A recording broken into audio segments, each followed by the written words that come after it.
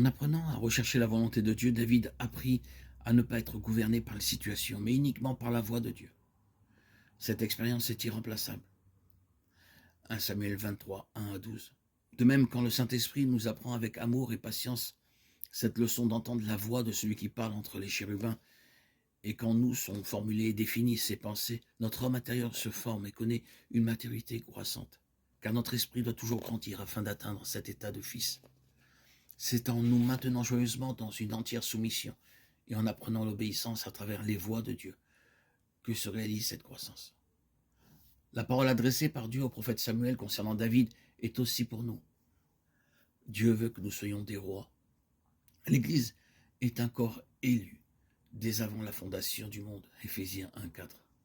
Un corps constitué de fils appelés à régner, gouverner, administrer. C'est par son Église qu'il dirigera les nations. Le Seigneur veut que son Église ait part au trône. Celui qui vaincra, je le ferai asseoir avec moi sur mon trône. Apocalypse 3, 21a.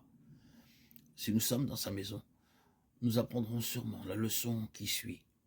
Il arrivera un jour où il ne sera plus possible de parler au-delà de notre propre histoire spirituelle, parce qu'elle constitue en nous ce qui a été fait par la main de Dieu. Tout ce que nous pourrions dire au-delà de notre propre histoire ne serait ni révélation, ni œuvre accomplie par le Saint-Esprit, mais seulement de l'information et une connaissance sans fondation pour nous.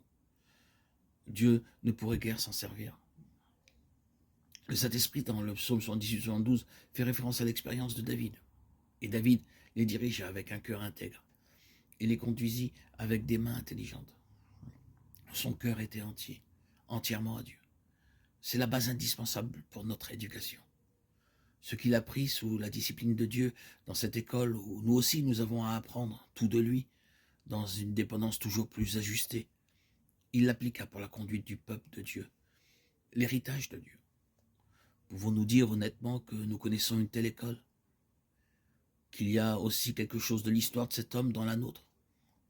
C'est cependant l'un des aspects de notre éducation, de la discipline sous laquelle nous sommes maintenus, pour que nous soyons de quelques utilités pour Dieu.